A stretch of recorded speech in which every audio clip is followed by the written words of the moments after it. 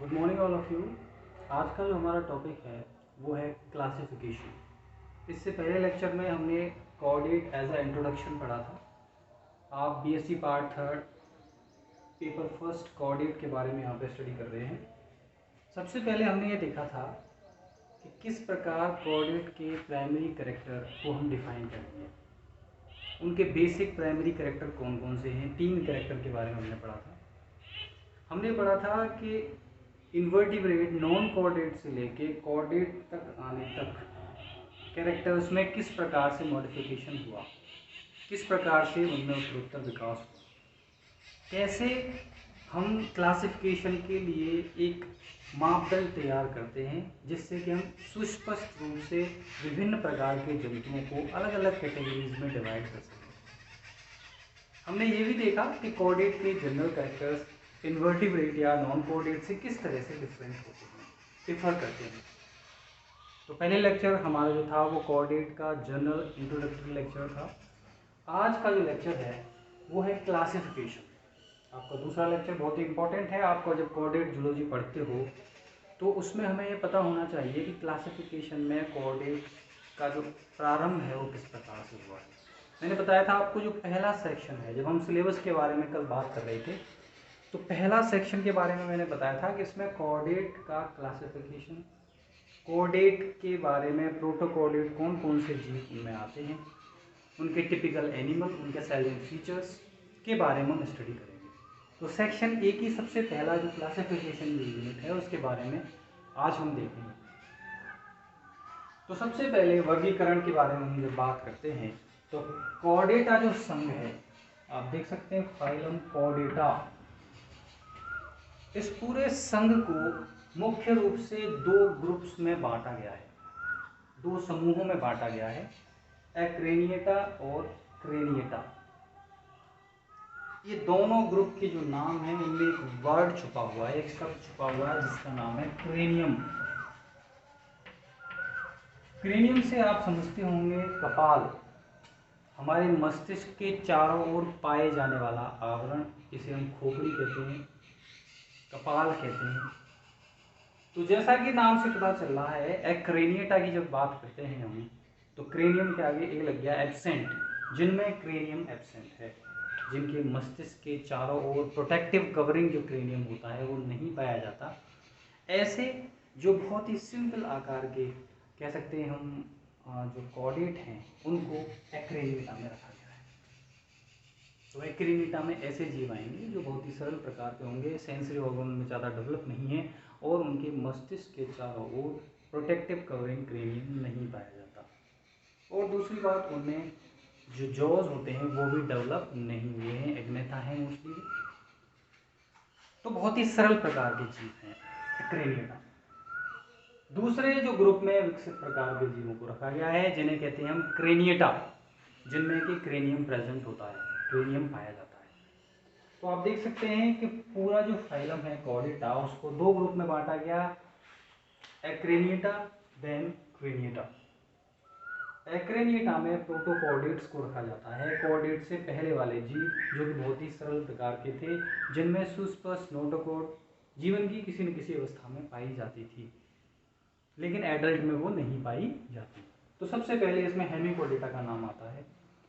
इसमें आपको एक बात मैं क्लियर करना चाहूँगा कि जो हेमिकोडेटा है उससे इसमें क्लासिफिकेशन में कोऑर्डिनेट माना गया है, लेकिन बाद की जो रिसर्च में ये प्रूव हुआ कि ये कोऑर्डिनेट में नहीं आता। इसका एक जीव होता है बेलेनोग्लोसस। हेमिकोडेटा मीन्स हेमिकोडेटा, आधे कोऑर्डिनेटा, आप ऐसे याद कर सकते हो, इसमें थोड़ा मेमोराइज कर सकते हो इस चीज़ को कि इनमें जो बेलेनोग्लोसस होता है उसके बक्कल डायवर्टिकुलम में एक स्ट्रक्चर पाया जाता है स्टोमोपॉड के नाम से। वैज्ञानिकों ने या पहले जो प्रारंभिक रिसर्च थी उसमें उसे नोटोकोड समझ लिया गया, जो कि नोटोकोड नहीं होती, वो एक डाइजेस्टिव सिस्टम का पार्ट होता है, इसीलिए इसे वर्तमान में कोऑर्डिनेटा में इंक्लूड नहीं किया जाता। तो हेमिकोडेटा को 2 क्लासेस में बांटा गया, एंटेरोप्न्यूस्का एंड टैरोड्रेंकिया। हेमिकोडेटा में ऐसे जीव आते हैं, तुरंत आप पढ़ेंगे, नॉन कोऑर्डिनेट में पढ़ते हो आप लास्ट ग्रुप में, काइनोडर्मेटा के बाद बिल्कुल मिलते जुलते जीव आते हैं, बेलेनोग्लोसस। बेलेनोग्लोसस जो समुद्री किनारे होते हैं, रेत में टनल जो होती हैं उसमें बना के रहता है रेत के अंदर, और उसमें वो फिल्टर फीडिंग की तरह एक जगह सेसाइल एनिमल होता है, एक जगह स्थायी रूप से रहता है, और वो टेरोब्रेंकिया के अंदर उसे एंट्रोप्लूस्टा के अंदर उसे इंक्लूड किया जाता है बेलेनोग्लोसस को। उसके आगे वाले पोर्शन में नोटोकॉर्ड के इक्विवेलेंट एक स्ट्रक्चर पाया जाता है जिसे स्टोमाकॉर्ड भी कहते हैं।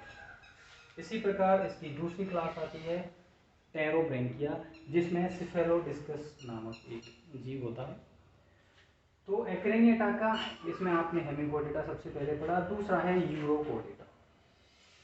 एक विशेष बात मैं आपको बताना चाहूँगा, आप क्लासिफिकेशन में जितने भी क्लासेस पढ़ोगे, कोई भी टर्म पढ़ोगे, आप उस टर्म का नाम आप ढंग से एनालाइज करके देखिए, उसे एनालाइज करिए, आप उसमें उसका मीनिंग मिलेगा आपको। आप यहाँ पे यूरोकोडेटा पढ़ते हो तो यूरो मीन्स टेल, जिसमें नोटोकॉर्ड टेल रीजन में प्रेजेंट होती है।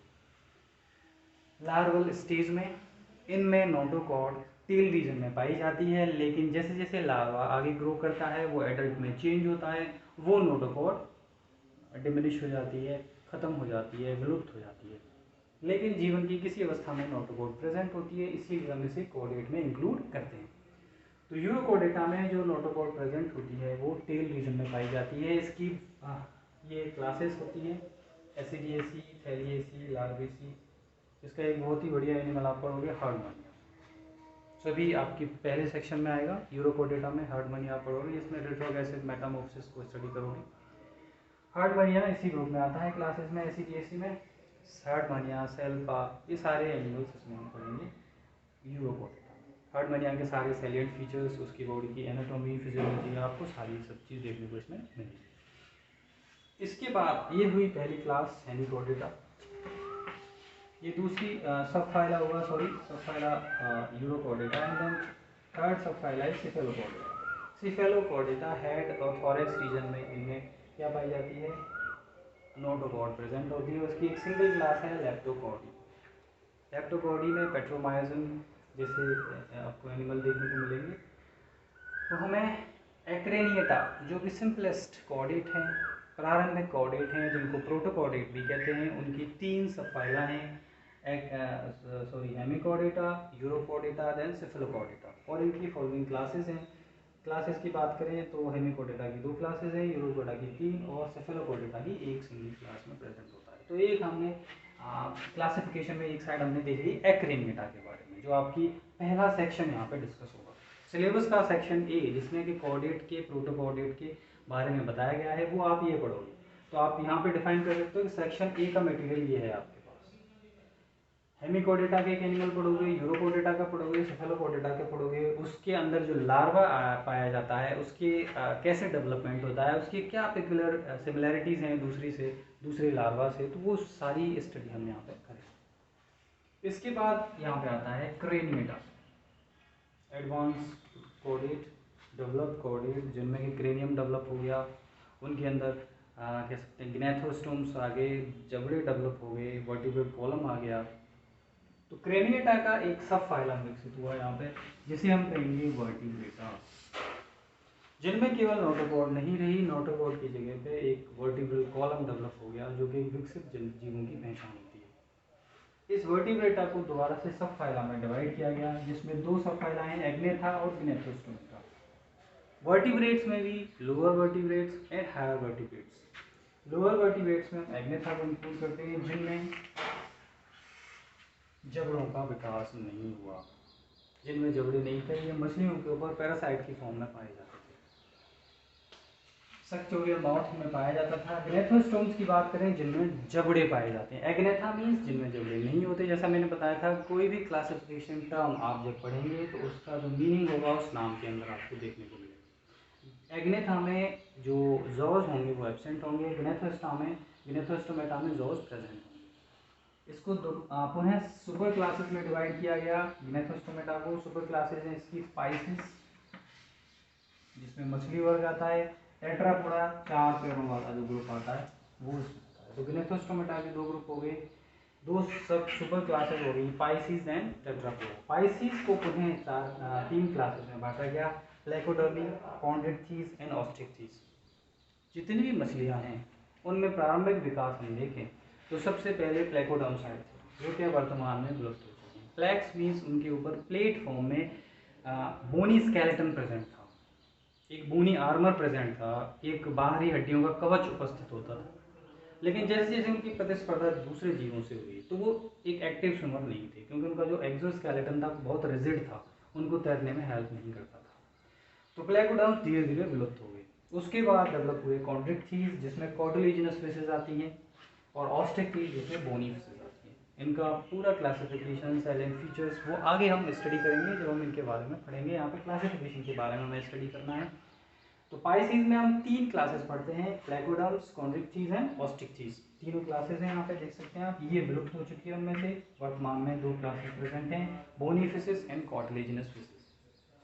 टेट्रापोडा एडवांस, टेट्रापोडा बहुत ही एडवांस ग्रुप यहाँ पे विकसित हो गया। जैसे जैसे हम आगे बढ़ेंगे क्लासिफिकेशन में, हमें एवोल्यूशन की मैकेनिज्म भी दिखाई देगी, किस प्रकार से एनिमल्स ने अपने आप को इन्वायरमेंट के साथ में ढाला है, किस तरह से उन्होंने फिट किया है अपने आप में, किस तरह से उनमें प्रोग्रेसिव चेंजेस देखने को मिले हमें। तो सबसे लास्ट क्लास मैमल की आती है यहाँ पे, जो बहुत ही डेवलप एनिमल्स हैं, डेवलप कॉर्डेट हैं, डेवलप वर्टिब्रेट हैं।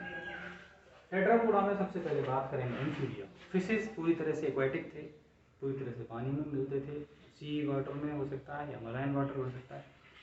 सबसे पहले एम्फीबिया पृथ्वी पे आए, पूरी तरह से नहीं आए, लेकिन वो भी ड्यूअल नेचर था, उन्हें भी पानी में जाना होता था रिप्रोडक्शन के लिए, इसीलिए उनका नेचर कैसा था, एम्फीबियस, ड्यूअल नेचर था, लैंड और वाटर दोनों की उन्हें रिक्वायरमेंट थी। एम्फीबिया के बाद reptilia, land vertebrate, complete land vertebrate reptilia जो पूरी तरह से जमीन पर आ गए। एवीज, हवा में उड़ने वाले वर्टिब्रेट, बहुत ही एडवांस, बहुत सारे एडेप्टेशन उनको देखने को मिलेंगे। तीसरी यूनिट में मैंने बताया था आपको section A, section B and section C. Section C में आप एम्फीबिया, रेप्टिलिया, एवीज, मेमलिया, इनके अलग अलग एनवायरनमेंट में इनके कौन कौन से एडेप्टेशन डेवलप हुए वो देखने को मिलेंगे, आपको पढ़ेंगे बने। बहुत ही रोचक यूनिट है वो, बहुत ही अच्छी यूनिट है। एवीज एंड मैमल्स, मैमल्स सबसे एडवांस एनिमल्स जिनमें मेमोरी ग्लैंड डेवलप हो गई, ईयर डेवलप हो गई, ऐसे बहुत सारे कैरेक्टर में विकसित हो गए जो कि एवोल्यूशन मैकेनिज्म को प्रूव करते हैं, सुस्पष्ट रूप से आप देख सकते हैं। इस प्रकार आज के लेक्चर में हमने देखा कि कोऑर्डिनेट को किस प्रकार से क्लासिफाई किया गया है। इस पूरे चार्ट के माध्यम से आप कोऑर्डिनेट क्लासिफिकेशन की एक आउटलाइन अपने दिमाग में ड्रॉ कर सकते हो। ये आपको पूरी तरह से याद होना चाहिए, जिससे कि आगे की जो आप स्टडी करेंगे, सेक्शन ए पढ़ेंगे, उसमें पूरी तरह से आपके काम आने वाला है। उसमें इनका भी डाइवर्सिफिकेशन आपको देखने को मिलेगा, क्लासेस के एग्जांपल आपको देखने को मिलेंगे, इनके ऑर्डर्स में डिवाइड किया हुआ होगा, वो चीज़ हम देखने को मिलेंगे। तो आज के इस लेक्चर में, क्लासिफिकेशन के इस लेक्चर में हमने देखा कि कोऑर्डिनेट को किस तरह से अलग अलग ग्रुप्स, क्लासेस में बांटा गया है और किस तरह से ये हमारी स्टडी में यूजफुल होगा। तो आज का लेक्चर बस इतना ही। Thank you.